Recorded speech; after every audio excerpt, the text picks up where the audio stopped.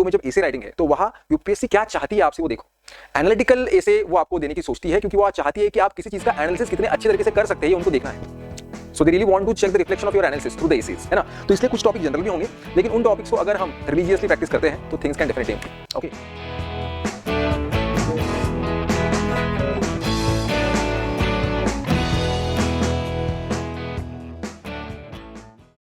Hello students, welcome to एवीकेएस।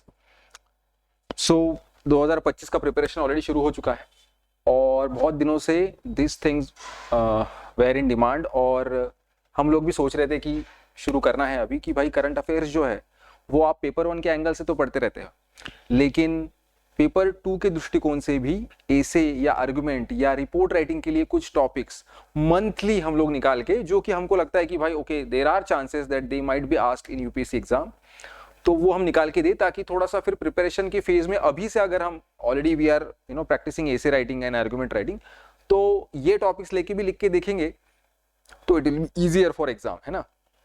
तो कुछ topics हम लेके आए हैं and we are just going to discuss the topics and the issues revolving around them in brief, right.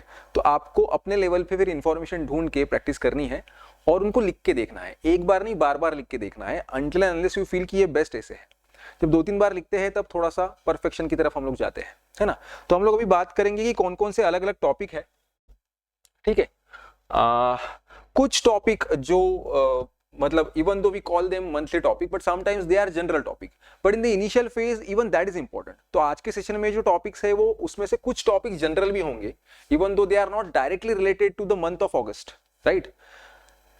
लेकिन initial phase में कुछ ऐसे टॉपिक्स भी मेरे सामने होने चाहिए जो किसी स्पेसिफिक करंट इशू से डायरेक्टली लिंक नहीं होंगे, लेकिन I should be able to link them, but in general they are general topics. So analytical लिखना है। आप जब यूपीएससी का नोटिफिकेशन चेक करते हो तो पेपर 2 में जब एसे राइटिंग है तो वहां यूपीएससी क्या चाहती है आपसे वो देखो।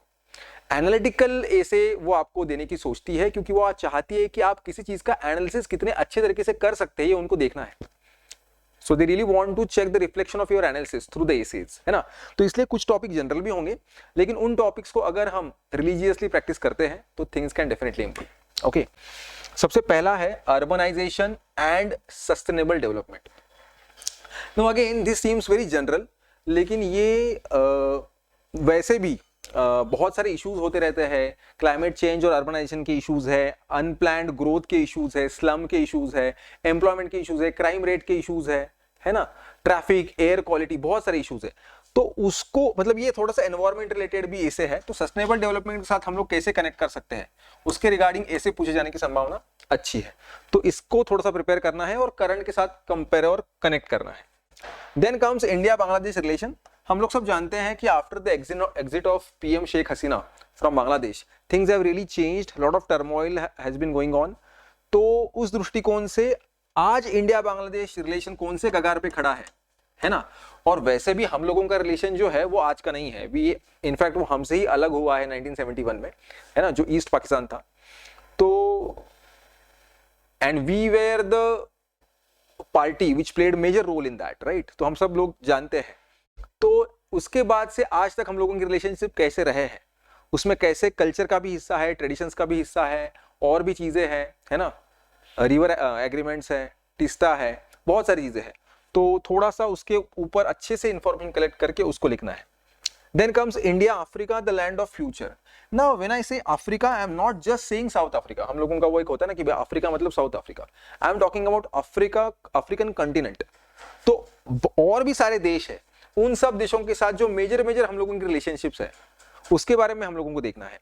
अभी क्या है, रिसेंट टाइम में मिनरल्स की रिक्वायरमेंट हर जगह पे है, तो सारे दुनिया की नजर अफ्रीका पे है, चाइना की भी नजर है, यूएस की भी है, लेकिन हम लोगों का अफ्रीका के साथ का रिलेशनशिप हमेशा अलग रहा है, ठीक है। Gandhi ji was there in South Africa, तो साउथ अफ्रीका के साथ तो हम लोगों का रिलेशनशिप बहुत ही अलग है, लेकिन ओवरऑल अफ्रीका के साथ भी हम लोगों का रिलेशनशिप जो है वो सॉफ्ट पावर का इस्तेमाल हमने ज्यादा किया है। वहाँ जो जेनेरिक मेडिसिन हम बहुत ज्यादा पैमाने पर भेजते हैं, हमारी बहुत सारी कंपनियां वहाँ काम करती है ना। तो we are doing really a nice job. तो हम लोग एक साथ आके कैसे द लैंड, इसलिए अफ्रीका को जो लैंड ऑफ फ्यूचर बोला गया है ना, तो कैसे हम लोग का रिलेशन आगे जाएगा और कैसे बेनिफिशियल रहेगा फॉर बोथ द कंट्रीज, उसके रिगार्डिंग ऐसे प्रिपेयर करना है। Then comes the education. Now again this education and health related issues आपको वैसे भी प्रिपेयर करने हैं, because these are very big topics, और उसमें से बहुत अलग अलग स्पेसिफिक टॉपिक्स आपको पूछ सकते हैं. एजुकेशन में सिर्फ हायर एजुकेशन पूछ सकते हैं, या सिर्फ टेक्निकल या स्किल डेवलपमेंट के रिगार्डिंग कुछ पूछ सकते हैं, राइट. तो इस तरह से हम लोगों को एजुकेशन टॉपिक को प्रिपेयर करना है. बहुत बड़ा टॉपिक है, उसके लिए कुछ डेटा भी प्रिपेयर करना है. इस स्पेसिफिक ऐसे में analysis of right to education act के बारे में पूछा गया है, और एजुकेशन सिस्टम में कौन से इश्यूज है ना, उसके बारे में बात की गई है. तो इसको आर्ग्यूमेंट के स्वरूप में भी पूछा जा सकता है कि भाई आरटी जो है उसमें अभी इंप्रूवमेंट ये किए हैं तो सही चल रहा है, या उसमें भी कुछ लूप होल्स है, लाइक दैट. ठीक है, लेकिन फिलहाल मैं आपको बोलता हूं कि आप ऐसे के दृष्टिकोण से इसको प्रिपेयर कीजिए. उसके बाद आता है साइंस एंड टेक का issue, the AI. Now we all know कि एआई जो है हर जगह पे चर्चा में है, तो इसलिए हमको उसको प्रिपेयर करना ही पड़ेगा. We can't just leave AI.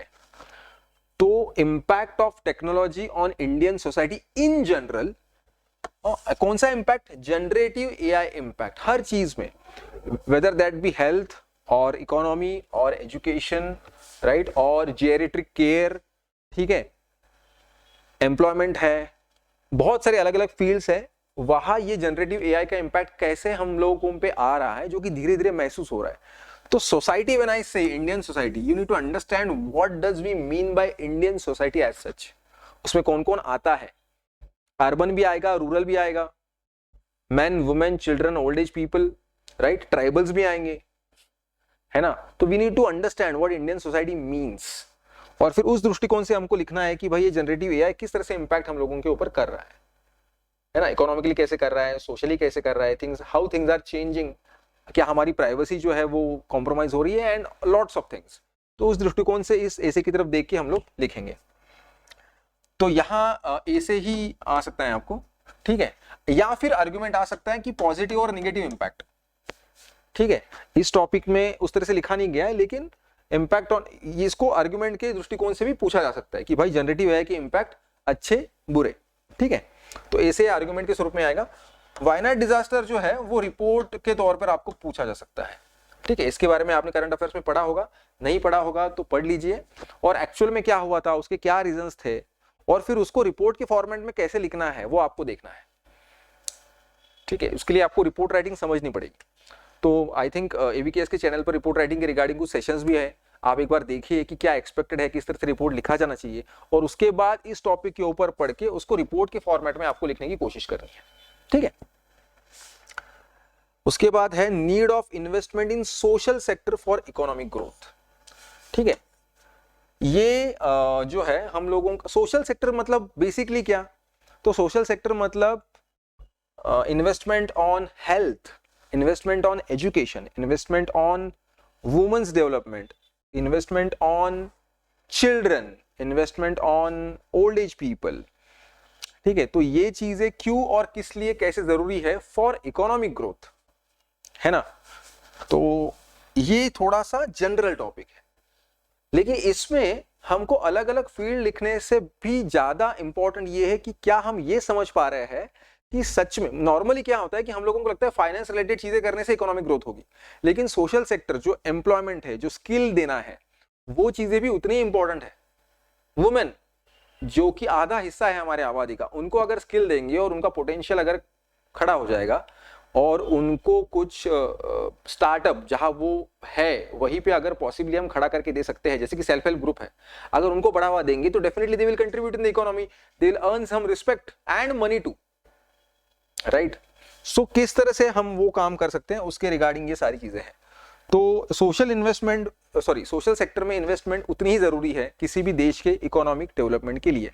उसके लिए अब देखो यहाँ सिर्फ इंडिया लिखा नहीं है, तो आप दूसरे किसी देश का एग्जांपल भी दे सकते हो कि अफ्रीकन कंट्रीज में उन लोगों ने कुछ किया, या चाइना ने कुछ किया, या जापान ने कुछ किया, उसका रिजल्ट उनको दिख रहा है. So how they invested in social sector and how things changed, right. तो इस तरह से हम लोगों को इन टॉपिक्स की तरफ देखना है. और हाँ, तो ये जो है इसको ऐसे के फॉर्मेट में ही आपको पूछा जाएगा. तो ये रहा भाई अगस्त के टॉपिक्स. सितंबर के टॉपिक्स लेके हम जल्दी आएंगे. और ऐसे ही हम लोग मंथली टॉपिक्स लेके आपके सामने आएंगे, even though this topics are not covering all the parts, they are not inclusive, like they are covering some parts which we think are like important from your exam point of view, लेकिन फिर भी आपको अलग भी topics करने हैं। लेकिन एक बार आपको लिखने की आदत लग गई, एक बार आपको लगने लगा कि चलो यार ये कम से कम, बहुत बार ऐसे होता है कि चलो लिखने का मन है लेकिन कोई टॉपिक कोई दे मुझे तो आई फील लाइक कि मैं लिखूं फिर इसको, है ना। तो इस दृष्टिकोण से हम लोग ये लेके आए हैं, इससे प्रैक्टिस भी होगा और अभी से प्रैक्टिस शुरू हो जाएगा, सबसे इंपॉर्टेंट बात ये है, राइट। सो इसको बढ़िया से कीजिए, लिखिए, बार बार लिखिए and try to improve yourself. Okay, thank you very much.